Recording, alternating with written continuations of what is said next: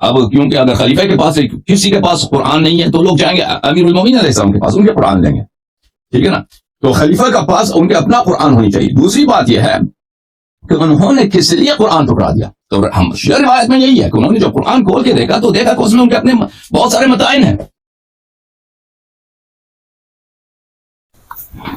اب میں اور بھی شیعہ سے سوالات کرتا ہوں، پھر روافض ان سوالوں کا جواب دے. کہ امام ششم حضرت امام جعفر الصادق فرماتے قال قال رسول اللہ صلی اللہ علیہ وسلم کہ آقا کریم جانب دو عالم صلی اللہ علیہ وسلم نے نانا نے ارشاد فرمایا ان علی کل حق حقیقتاً، ہر شے کی حقیقت ہوتی ہے.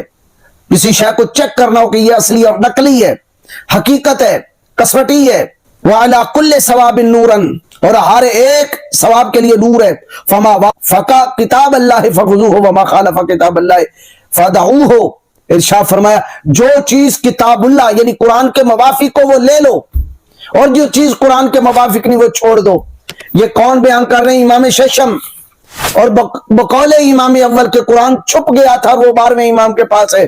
تو مجھے بتائیں امام ششم جو یہ کہہ رہے ہیں کہ جو چیز تمہیں کتاب کے موافق ملے وہ لے لو اور جو قرآن کے موافق نہ ہو وہ چھوڑ دو، وہ کس قرآن کی بات کر رہے تھے؟ قرآن اصلی کی بات کر رہے تھے یا قرآن نقلی کی بات کر رہے تھے؟ یہ بتائیے گا آپ. کیا وہ قرآن نقلی کے بارے میں کہہ سکتے ہیں جبکہ اصلی قرآن 12ویں امام کے پاس ہے؟ مجھے بتائیں کسی نقل کو کہنا کہ یہ ٹھیک ہے، کسی جھوٹ کو کہنا کہ یہ صحیح ہے، آپ کے بقول یہ جو ہے وہ خلفائے ثلاثہ کا جڑا ہوا قرآن اور یہ اصلی قرآن نہیں، بقول تمہارے یہ جھوٹا قرآن بنا کر پیش کیا. جس طرح اناجیل بنائی گئی، حضرت عیسیٰ علیہ السلام کی اصل انجیل پتہ نہیں کدھر گئی، اس طرح تم نے کہا قرآن بھی ایسا آ گیا. تو اس نقلی قرآن اور جعلی قرآن کے بارے میں امام ششم کہہ رہے تھے کہ تم اپنا قول اس کی طرف لٹاؤ، جو ٹھیک ہو وہ لے لو، جو نہ ٹھیک ہو وہ رد کر دو. وہ کس قرآن کے بارے میں کہہ رہے تھے؟ اگر تو تم کو حضرت علی اور مرتضیٰ شیر خدا والا قرآن، وہ تو 12ویں امام لے کر آئیں گے، وہ تو 10 اماموں کو پتہ بھی نہیں ہے. تو حضرت امام جعفر صادق اپنی مریدوں کو، اپنی قوم کو کس ایسی کتاب کی طرف کیوں دعوت دے رہے تھے جو سرے سے قرآن پوری دنیا میں کتاب موجود تھی ہی نہیں؟ واللہ باللہ تاللہ یہ میں سوال کبھی نہ کرتا. حسن اللہ یاری کی بدبختی نے، اور اس کے آئے روز سکالر سوال کر رہے ہیں اور ادھر سے وہ جواب دے رہا ہے قرآن ناقص، قرآن ناقص، یہ لکھا ہے، وہ لکھا ہے، تو لکھا ہے، میں لکھا ہوں، فلاں کی روایت ہے، فلاں کی روایت ہے، فلاں کی روایت ہے. پوری دنیا کی روایات انہیں خدرے میں ڈالتا ہوں. میں قرآن کو اصلی اس لیے مانتا ہوں کہ حضرت علی اور مرتضیٰ شیر خدا سے لے کر صحابہ اکرام اور آج تک امت نے اسی کی تلاوت کی اور اسی کی تلقین کی. اگر یہ قرآن جعلی تھا بقول تمہارے یہ اصلی قرآن نہیں ہے تو یہ نہج البلاغہ ہے. جب جنگ ہوئی تھی حضرت مولا کائنات شر یزداں کی حضرت امیر معاویہ رضی اللہ تعالیٰ عنہ سے، اور تحکیم کے وقت قرآن نیزوں پہ بلند ہوئے تھے، تو اس وقت حضرت علی مرتضیٰ شیر خدا جنگ جاری رکھتے، اپنی قوم کو کہتے سنو یہ اصلی قرآن نہیں ہے جو نیزوں پہ چڑھا، یہ تو نقلی اور جعلی قرآن ہے، جنگ جاری رکھو.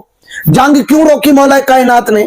خطبہ نمبر 123 میں ہے، آپ نے ارشاد فرمایا اِنَّا لَمْ نُحَكِّمِ الرِّجَالَ، کہ ہم نے آدمیوں کو نہیں بلکہ قرآن کو حکم بنایا. وَإِنَّا حَكَمْنَا الْقُرْآنَ، ہم نے آدمیوں کو حکم نہیں بنایا بلکہ قرآن کو حکم بنایا.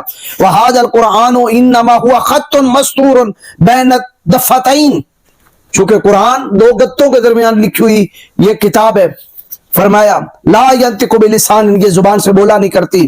یعنی آپ نے وہ پورا آگے خطبہ دیا، مولا کائنات شر یزداں میں بعد میں تحکیم ہوئی، یعنی حکم مقرر ہوئے، تو آپ کہہ دیتے مولا کائنات شر یزداں ہی فرما دیتے کہ دیکھو یہ جعلی قرآن ہے، اصلی قرآن تو میں نے جو ہے وہ لکھ کر اپنے پاس رکھا ہوا ہے، وہ میں تمہیں دیتا ہوں.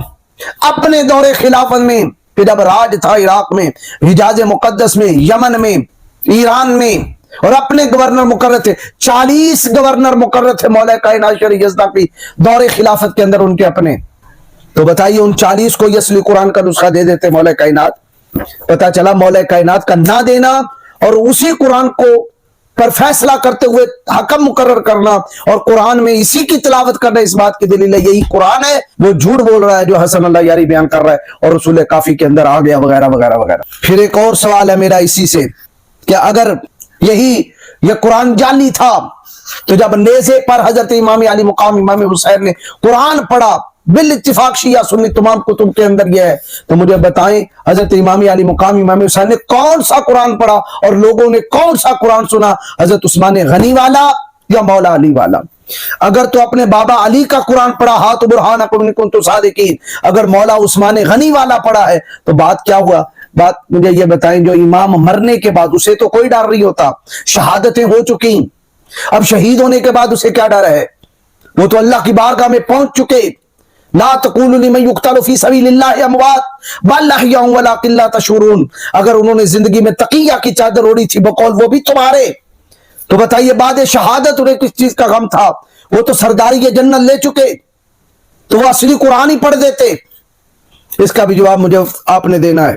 پھر ایک اور سوال میں آپ سے کرتا ہوں کہ جب حضرت امام حسن علیہ السلام کی صلح ہوئی حضرت امیر معاویہ سے، کشف الغمہ فی معرفت الائمہ میں ہے، اس صلح کے الفاظ حضرت امام حسن نے جو لکھے اس میں یہ تھا الا ان یعمل فیہم بکتاب اللہ وسنت رسول اللہ وسیرت الخلفاء الراشدین، فرمایا اس بات پہ میں امر خلافت جو ہے وہ سپرد کر رہا ہوں، امارت سپرد کر رہا ہوں معاویہ بن ابی سفیان کو، کہ وہ اللہ کی کتاب کے مطابق فیصلے کرے گا۔ اب مجھے بتائیں، کتاب تو تھی ہی نہیں، وہ تو مولا کائنات کے پاس تھی اور 12ویں امام کو سپرد کر دی گئی اور پوری امت کو چھپا دی گئی، تو صلح میں وہ کس کتاب کی طرف اشارہ کر رہے تھے؟ کون سی کتاب کے مطابق فیصلے کر رہے ہیں؟ مصحف عثمانی یا مصحف علاوی؟ اگر بقول تمہارے یہی بات ہے تو حضرت امام حسن نے حضرت امیر معاویہ کو جس کتاب پر عمل کرنے کا آپ نے لکھا اور صلح کی، وہ وہی کتاب ہے جس کو شرق و غرب سے 1400 سال سے مسلمان تلاوت کرتے آئے ہیں، اور جس میں نہ زبر بدلی، نہ زیر بدلی، نہ پیش بدلی۔ پھر ایک اور سوال کرتا ہوں، اگر یہ کتاب بالکل گم ہو چکی تھی، یعنی اس کا نسخہ تک بھی غائب ہو گیا تھا اور یہ کسی کے پاس بھی نہیں، 12ویں امام کو ہی جو ہے وہ پتا ہے کہ یہ کتاب کب آئے گی، تو 12ویں امام کو ہی علم ہے، اگر یہی مان لیا جائے کہ مولا کائنات شریعت نے لکھ کر گم کر دی اور امت کو حوالے نہ کی جس طرح یہ لکھا ہوا ہے، تو مجھے بتائیں پہلے امام مولا کائنات کے بعد امام حسن کا دور، پھر امام حسین علی مقام کا دور، پھر امام زین العابدین کا دور، پھر امام باقر کا دور، پھر امام جعفر الصادق کا دور۔ اب امام جعفر الصادق کے دور میں ایک بندے نے آپ کے سامنے قرآن پڑھا، بقول الکافی کے کلینی کے وہ قرآن پڑھا جو مولا علی والا تھا، تو حضرت امام جعفر صادق نے کہا نہیں نہیں اس کو چھوڑ دو، تم یہ قرآن پڑھو، مصحف عثمانی والا پڑھو۔ تو میں پوچھنا چاہتا ہوں، وہ تو گم کر دیا اور گم کر کے دے دیا امام مہدی کو، تو اس شخص کے پاس جو حضرت امام جعفر صادق کے پاس آ کے مصحف علوی سے پڑھ رہا تھا، وہ کہاں سے اس کو علم غیب آیا؟ اس کا مجھے جواب دینا ہے۔ یہ ہے اصول کافی۔ اب اس میں کیا قارا رجل علی ابی عبداللہ وانا استمع حروفا من القرآن لیس علی ما یکرہ الناس فقال ابو عبداللہ کف عن هذه القراءة اقرأ كما يقرأ الناس حتى يقوم القائم۔ آپ نے فرمایا جب ایک بندے نے حضرت امام جعفر صادق کے سامنے قرآن پڑھنا شروع کر دیا اور آپ بھی سن رہے تو ہم بھی سن رہے تھے، اچانک ہم نے اس بندے سے قرآن کے ایسے کلمات سنے، یہ سالم بن سلمہ کہتا ہے، جو اس قرآن میں نہیں تھے، حروفا من القرآن لیس علی ما یقرأ الناس، جس طرح لوگ قرآن کی تلاوت کرتے اس طرح نہیں تھے۔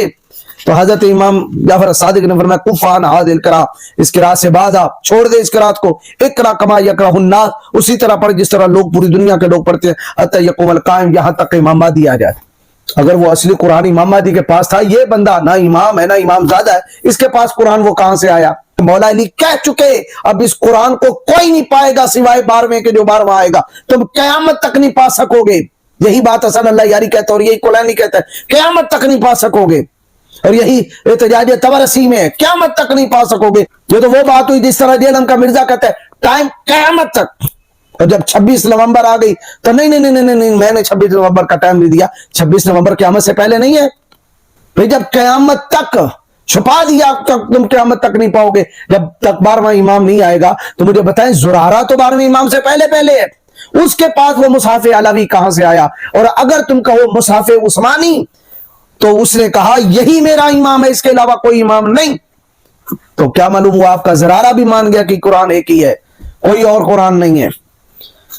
تو یہ چند ایک سوالات تھے جو میں نے آپ کے سامنے کیے، اور امید ہے کہ روافظ، چونکہ یہ میرا سارا خطاب رافضیوں کے لیے، شیعوں کے لیے ہے، امید ہے کہ وہ اس پر غور کریں گے۔